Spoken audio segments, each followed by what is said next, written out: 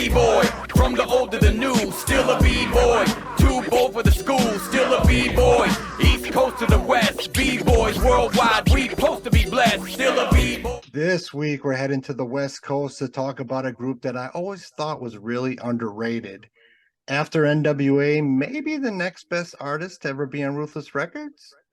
The group of Cold 187, Hutch, DJ Total K-Oss, KMG, the whole crew delivered a string of amazing albums in the early to mid 90s. This week, top 10 above the law songs. Joining me is Diz Mega and Raven Hunter. And I will start just out. Number 10, I'm taking us to 1993's Black Mafia Life, which I always thought was my favorite ATL album, and it still might be. This album was pushed back due to Dre leaving Ruthless for Death Row.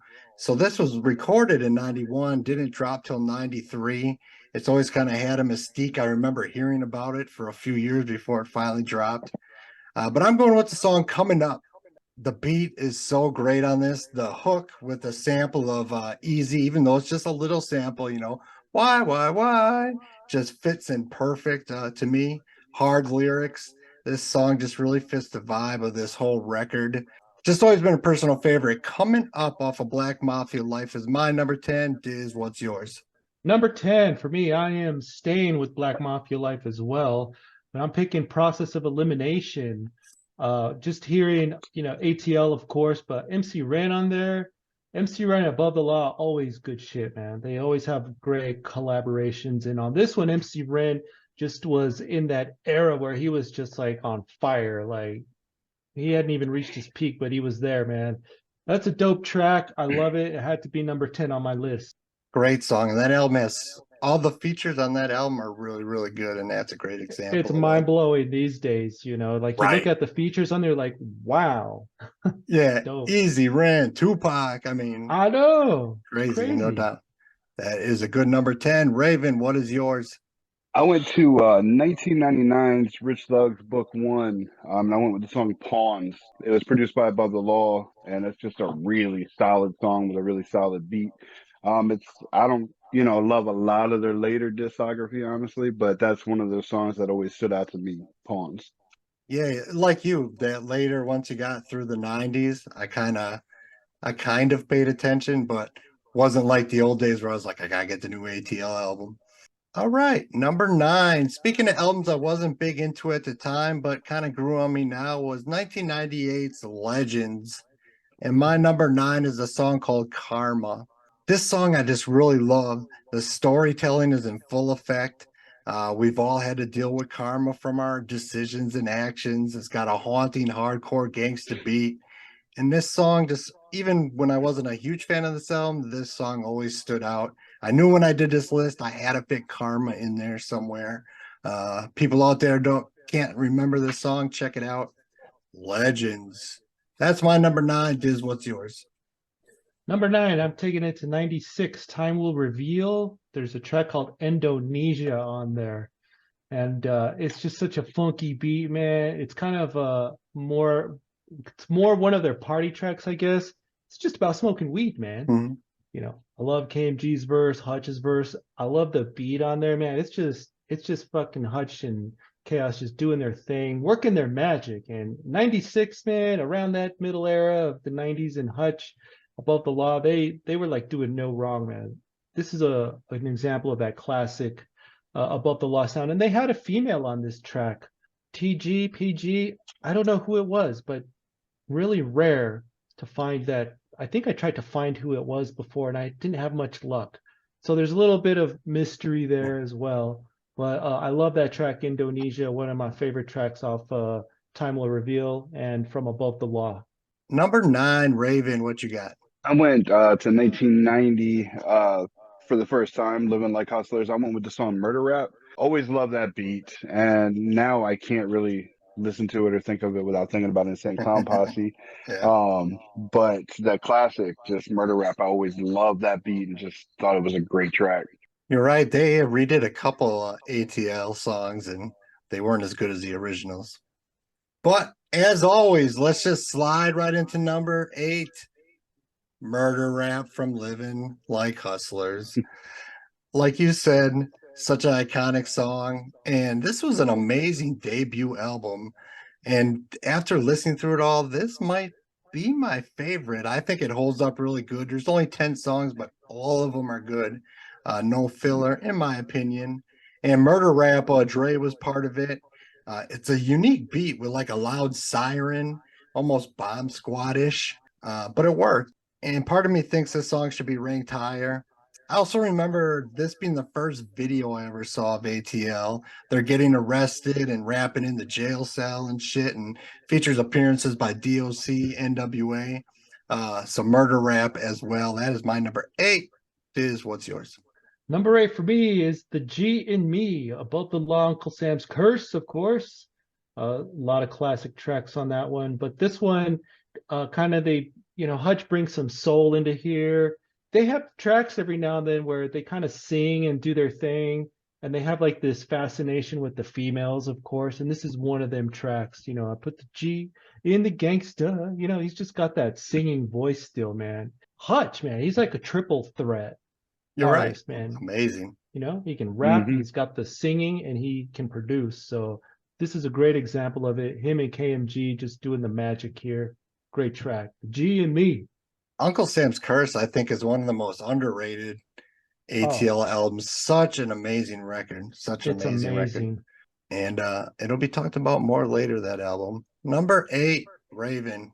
Number 8, I stayed in 1990. I went with Menace to Society, produced by Dre. Just another great fucking beat. It's one of those songs I like to just ride around at night with that album on, just smoking. Like, I love my smoke rides, smoking a blunt, just listening to that whole album. Like you said, no filler. All 10 songs are amazing. Yep. And surprisingly, Black Mafia Life actually might be my new favorite album from them now that I've revisited all their stuff. It's another album that's nearly no filler. Like, their first probably 3 or 4 albums were fucking just amazing. I agree. Those first 3 full-length albums, they had that EP, Vocally Pimpin', which wasn't quite as good, but Yeah.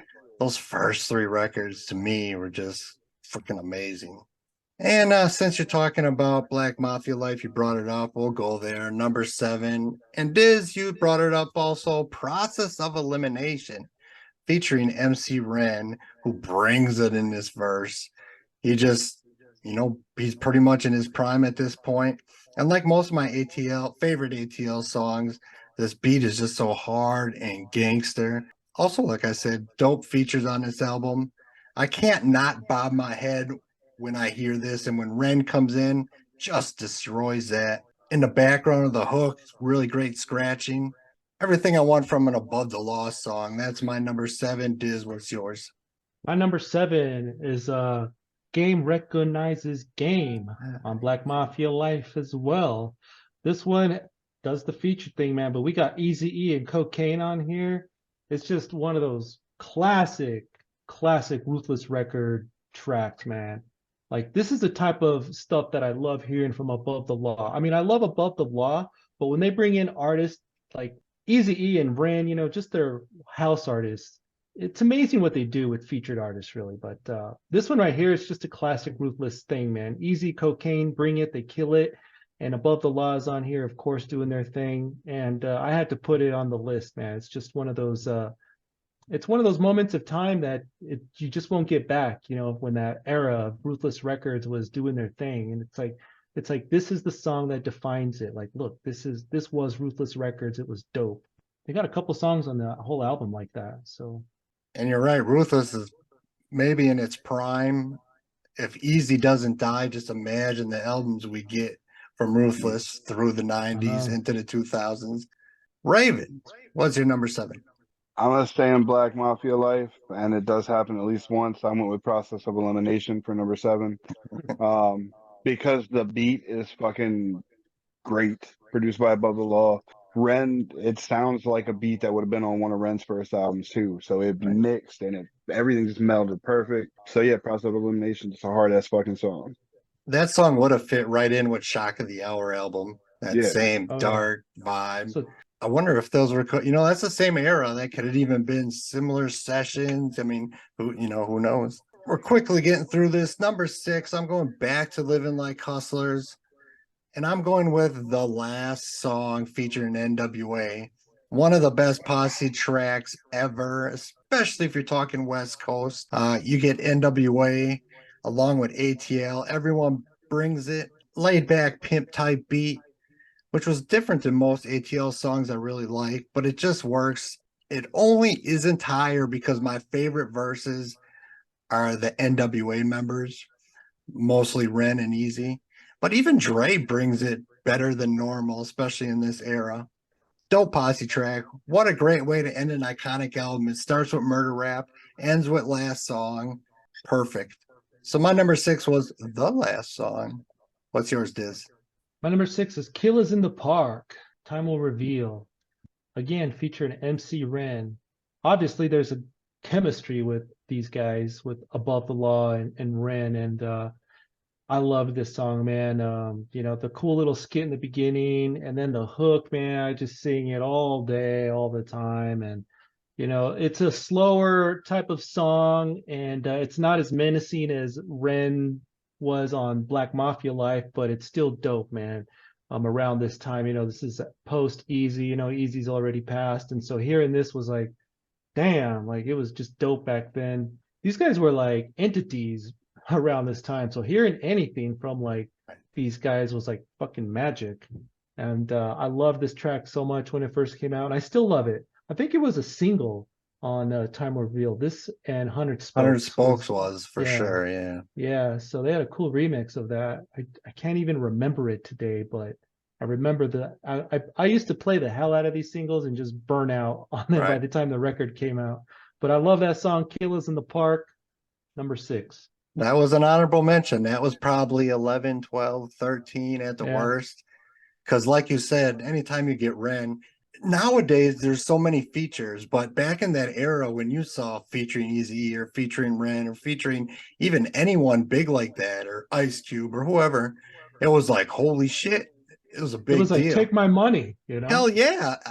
All I had to do is see any of that. It could have been, MC Shitface, and I would have bought it if it featured Eazy-E on a song, Yeah. We never got that MC Shitface record. Number 6, Raven, what's yours? The Last Song with NWA. So that's twice in a row. You pretty much nailed everything. I actually thought Dre had a standout verse on that track. Maybe it's because he came really hard in that song, and he really wasn't shining in that era yet. So I would, I think Dre just killed that shit, but Brandon, everybody killed that shit. But like you said, I think Above the Law might have had the weakest verses on the track, which hurts it a little, but the Last Song. You're right. Dre does bring better than he did, especially in that era. I'm Dre, the motherfucking doctor calls it propaganda, All right, we're already halfway through, and I'm, for the first time, taking us to the year 1994. Uncle Sam's Curse, like I said, probably their most underrated album. And I'm going with the song Black Superman. It was a single. Speaking of singles, I remember getting this single before the album dropped, and like you said, playing it out. I played this tape so much. That's why it's all raggedy looking nowadays. I couldn't decide my favorite album between Living Like Hustlers, Black Mafia Life, but hands down, this is their most underrated album. This beat, such a dope beat by Cold 87. Like I said, first single, and just iconic. Above the Law and West Coast just has that LA vibe. It just screams Los Angeles. So Black Superman is my number 5. What's yours, Diz? I gotta go with Uncle Sam's Curse off Above the Law. The title track. What more can be said? Uncle Sam's Curse, highly underrated. I love the artwork on this album.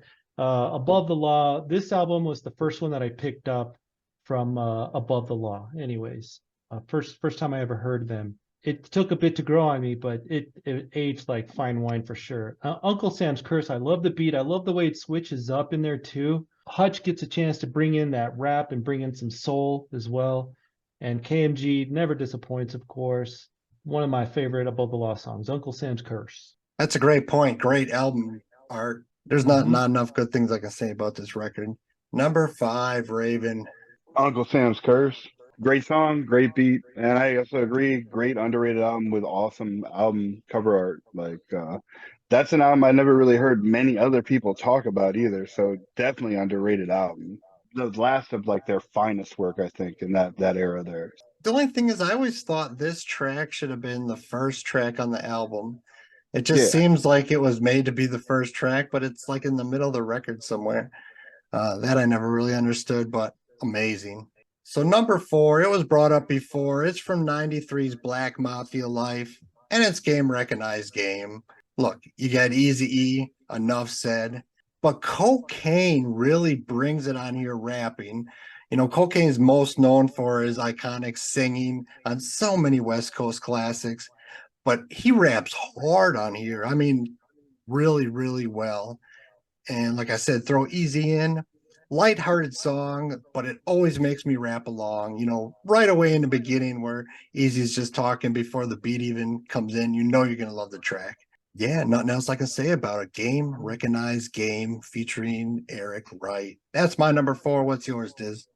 I went with Murder Rap. I feel like it's one of their most iconic songs. Even though it's a Dre produced beat, it's only a glimpse of what you could have got if Dre stuck around and Easy was still alive. You know how legendary and classic these guys could have made. Like the records they could have made is just like mind blowing if you think about it. It's crazy. But I love the song. And I too, always I listen to it and I just remember what ICP did to it. Like those lyrics go right through my head too. That's Like, terrible, oh, right? they can't, yeah. yeah, they won't get out of my head when I listen to it. Now it's like, oh, it's Violent J, whatever. But it's all good, man. I'm glad that they got a little bit of props like that, a little bit of recognition, and Murder Rap deserves it. It's an iconic track. I had to put it at number 4. Raven, what's your Yes, number sir. 4? I went back to the 1990s, Living Like Hustlers, with the title track, Living Like Hustlers. Just love the fucking beat, and it's just a great title track. Another honorable mention. And sometimes I look at, I don't know if it's better to have an album with 10 songs that are all dope, or to get one that maybe has 20, you feel like you're getting more, but a lot of filler. The older I get, the more I appreciate these short albums, where when I was a kid, I was like, oh, damn, only 10 songs, I want more. But now I think it's better to have 10 dope songs than, half an album of filler. I'm going to get to number 3, Living Like Hustlers, and the song Another Execution. Talking about ICP redoing, they redid this one as like a posse track. But this song is so amazing. I love, love, love this song. When this album came out, hands down, this was my favorite song, and it still is off of this album. The beat is perfect.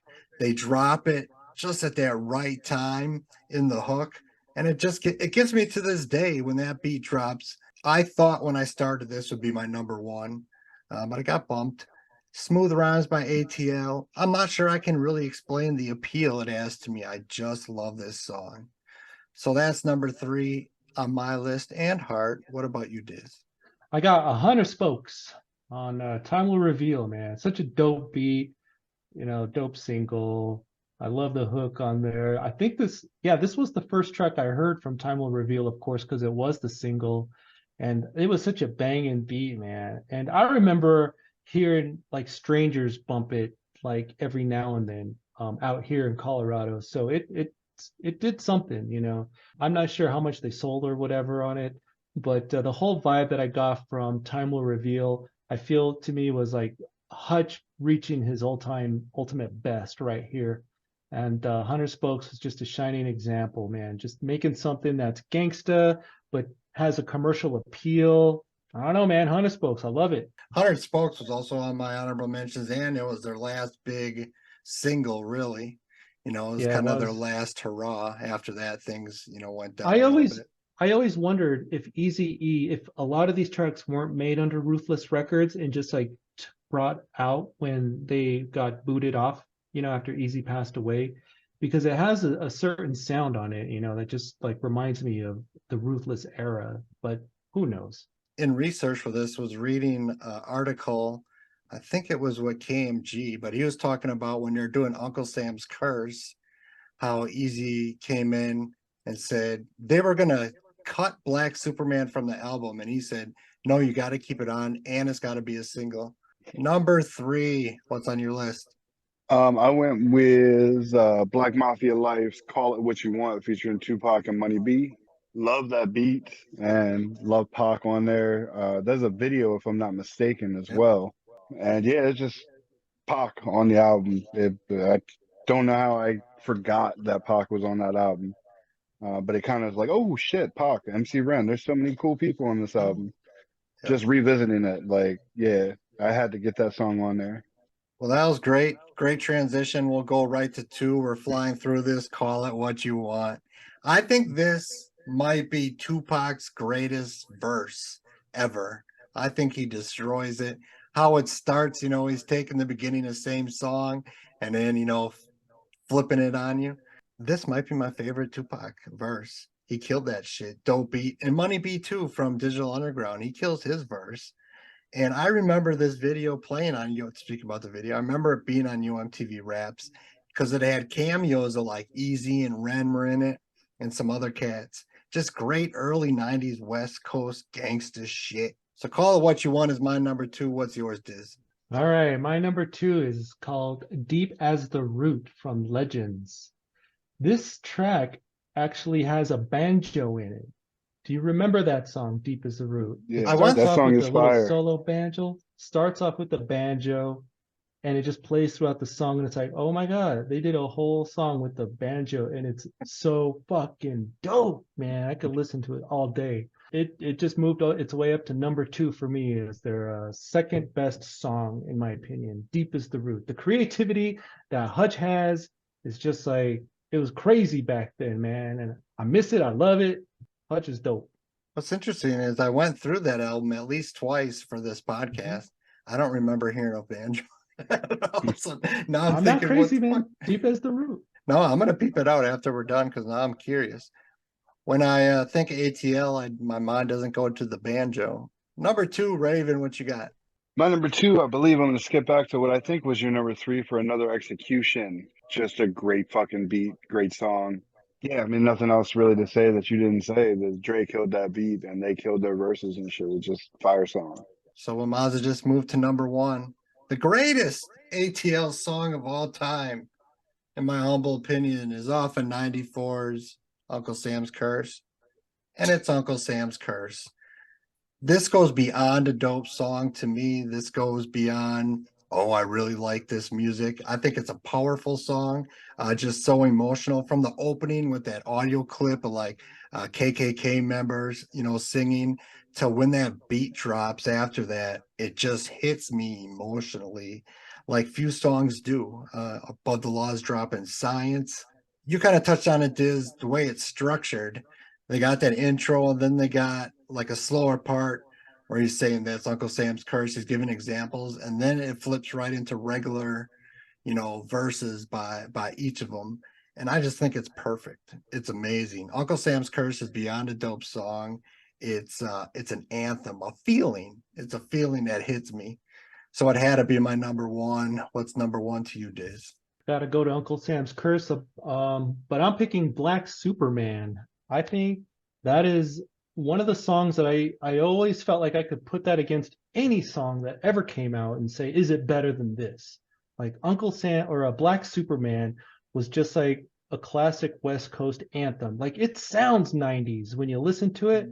Like it sounds like it belongs in that 90s golden era and it's top notch. Like I could pit it against anything, I feel like. I let my wife listen to it and she was like, I don't know about that. But so maybe I'm biased or crazy, but it just takes me back to the mid 90s. And I'm just like, this was like the greatest song I ever heard when I first heard this record, man. And that feeling is always like stuck with me. I was like, this is like the greatest song I've ever heard. Black Superman. It was so dope. I love the lyrics on it, Hutch always had, he proved that in his lyrics, he has like some, like it gets a little personal. It wasn't just like about shooting people or whatever, but he's talking about like taking care of his moms and moving around the hood. And he's the Black Superman in this. And I was like, damn, this guy's real, man. That's my number 1 Above the Law song, Black Superman. And it makes me think of LA. I mean, it's LA, Cali, 90s. what I think of when I think of that song, and I think I said that. But Raven, what's your number one? Black Superman. So half my list was copy and pasted from y'all. Fuck y'all. But no, it's like you said, it's probably my favorite song. That era, especially from them, just it's a great, just deep, dope fucking song. Like multifaceted song. Right, no doubt. And it's crazy that they were going to cut it from the album at first. I didn't even know that actually. That was a really cool little thing. Yeah, I came across that. I think it was a KMG interview years ago, and they were talking about that record. Damn, we flew through this. This might be the fastest show ever, but I'll do honorable mentions. But since I got extra time, I do want to bring one thing up. There's a song on Black Mafia Life called Pimp Clinic, and they used the Let Me Ride sample that Dre used in the song Let Me Ride. But I saw an interview with Cold 187 when Dre's still at Ruthless. They were working on that song. Dre heard it, and 187 says Dre then stole it and put out Let Me Ride. He also claims there was certain elements from Dre Day that he also stole from him. I don't know if this was in an era where he was pissed at him or something, but there's definitely Let Me Ride is on that song called Pimp Clinic. It's used a little differently, but it's the exact same sample that Dre blew up with. So I just thought that was interesting. But my other honorable mentions that weren't brought up were VSOP, Flow On, Untouchable off that first record, California off Uncle Sam's Curse was flirting with my list. Everything Will Be Okay off that album. Otherwise, I think we brought up everything on my honorable mentions. What are we missing? I think you guys covered everything I would have. Game Recognizes Game is the only song that really hurt my heart that I didn't put on the list because Eazy is, my godfather for gangster rap. I just couldn't put it over Pawns, which barely beat it out. Honorable mention, there's a track on Too Gangsta for Radio, that CD, Everywhere We Go, that Above the Law did. It was pretty cool. But Too Gangsta for Radio is nowhere to be streamed. You've got to have the OG CD. It was one of those Death Row albums that were just like thrown out to diss Dre. Yeah, there was a bunch of them. They did Snoop ones like that too. Yeah, it was so cool, man. I loved it. You know what just popped in my head is Laylaw did a compilation called The Law House Experience, and there's a good Above the Law song on that one too that I'm just now thinking of. I'll have to go revisit that. But that Law House Experience album is really dope. It's all brand new songs, from the main people in the West Coast. Above the Law, Ice Cube, Ice-T, a whole bunch of people. Dub C's got a song on there. That's a really good compilation. People should check it out, called The Law House Experience. Laylaw did a lot of production for a lot of West Coast artists in the 80s and 90s. And he just passed away not that long ago. Above the Law, we flew through it, like I said, and have a good night. Till next week. Peace. B-boy, from the old to the new, still a B-boy. Too bold for the school, still a B-boy. East Coast to the West, B-boys worldwide, we supposed to be blessed. Still a B-boy, from the old to the new, still a B-boy. Too bold for the school, still a B-boy. East Coast to the West, B-boys worldwide, we supposed to be blessed.